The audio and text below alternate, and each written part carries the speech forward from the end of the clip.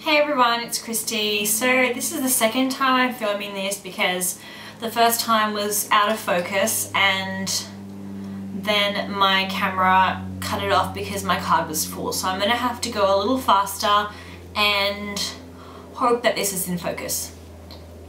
So I have a lot to update you on.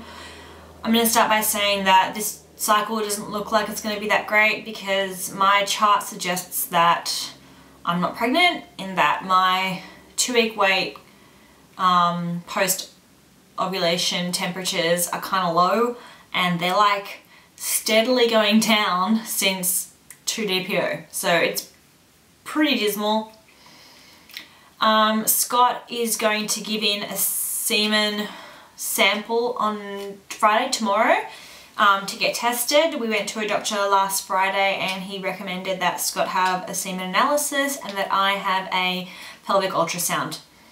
I booked in for my pelvic ultrasound on Monday, however that did not go to plan and I'm mortified and embarrassed about what happened, and I still don't really understand what happened, but it happened and I'll tell you what happened now. So I was told to drink a litre of water before I go in for my ultrasound. The ultrasound was going to be an external one, so from the stomach, above the stomach, and also an internal one.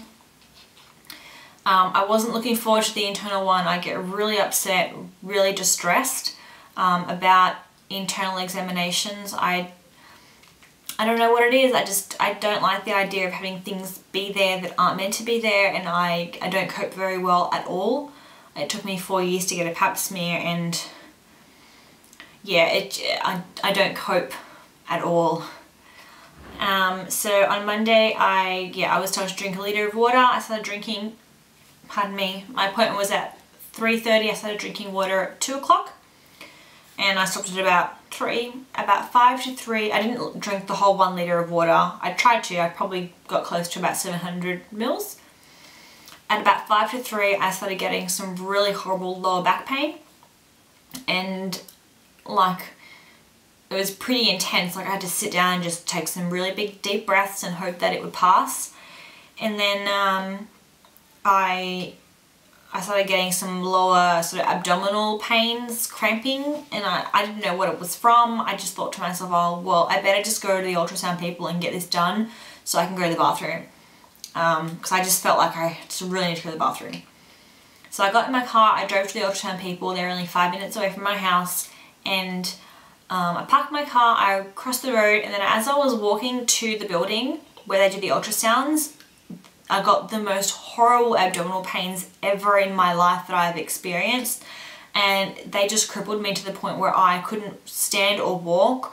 I was like hunched over myself on the side of the road, crying out loud, really loudly, whimpering and shaking, and I don't know what the hell happened, and like I couldn't get up. I was a mess and no one stopped to help me, and I just sat there, and I was sort of, I wasn't sitting at that time, I was just standing over, hunched over, and I sort of tried to lean on something. I was leaning on the fence. There was like a brick fence near where I'd stopped, and I sort of leant on it, and then I sat on it, and I had my head between my legs, and I was crying, and people walked past me, and there was like a lady sitting a meter away from me at like a bench, and she didn't help me, and she didn't say am I okay?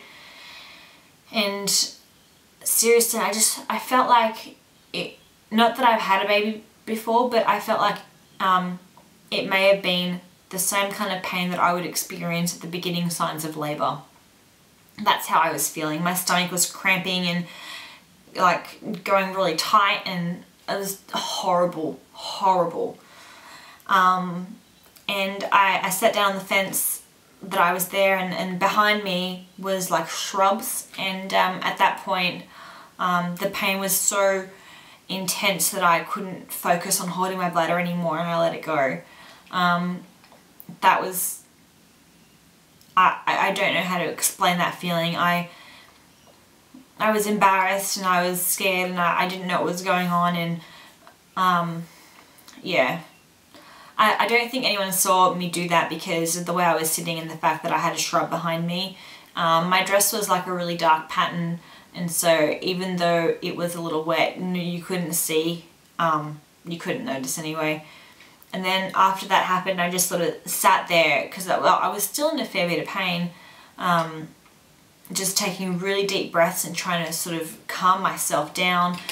And then when I felt able to, I got up and I just sort of went and stood in the sun for a little bit just to warm myself up and dry my dress a little bit. And then I walked into the ultrasound place and I just asked them to reschedule. I didn't want to tell anyone what happened. I tried to call my husband just before I walked in to ask him what he thinks I should do, but he didn't pick up, he was at work, and so I just rescheduled for Tuesday. When I got home, I was still really shaken up, so I did call the hospital and I just told them what had happened, and they told me to go to a GP because I think that I might have an ectopic pregnancy. I didn't think that was the case because like the pain had subsided, but I went anyway because I hadn't experienced anything like this before and I thought it would be a good idea. I did go to the doctor and she sort of laughed my ideas off. I wasn't very impressed with her. She was nice, but just little comments that she made that made me feel stupid. Like she said something like, oh, you're only 26 and you've been only trying for a baby for a year, you know, you've got plenty of time. A year's not that long. You know, some people try for like 8 or 9 years. And I'm like, well, a year's long for me. Yeah, so anyway, she was nice. She reckons that like the pain that I had experienced was just because my bladder wasn't used to holding that much liquid. I don't know. Anyway, so she ran some blood tests, or like I'm getting the results this afternoon, to see my kidney functioning and some hormones, like what levels my hormones were, and a few other things that I can't remember. And then I went home. So that was Monday. Whoa. What a crazy day. Then on Tuesday I had booked in for my ultrasound again. I went in, I hadn't drank that much water as previously because I was just scared out of my mind that this would happen again. It didn't happen again, thank God.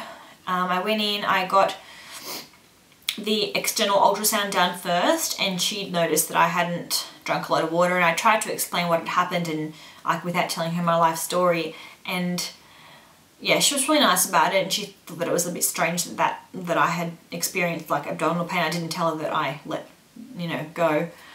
And then when we went to do the transvaginal one, I lost it because I was trying so hard to stay calm and relaxed and just focus on my breathing and relaxing my body. And then she told me, you know, what I normally do is I get the patients to put the instrument inside them a little bit, and then I will guide it in further and put it where I need it to go. And I'm like, well, I can't do that. I can't do that. I tried, but I was distressed and upset, and I couldn't do it. I couldn't be relaxed. I couldn't let my body relax and do that at the same time. So it was either I was going to do it, either she was going to do it and I was going to be relaxed, or it wasn't going to get done. And she could see that I was distressed, and she just said, look, hey, don't worry about it. We'll I'll get you some water to drink and we'll do the other one again and see if I can get some better images. So that's what we did. So she was really nice about that. I wish that she had pushed it a little bit though. I wish that she had pushed the idea and said, look, let me do it. Let me have a look. I'll put it in, you know, and then I can just focus on being relaxed, because that's all I thought. I was preparing myself just to be relaxed, and it didn't work out that way.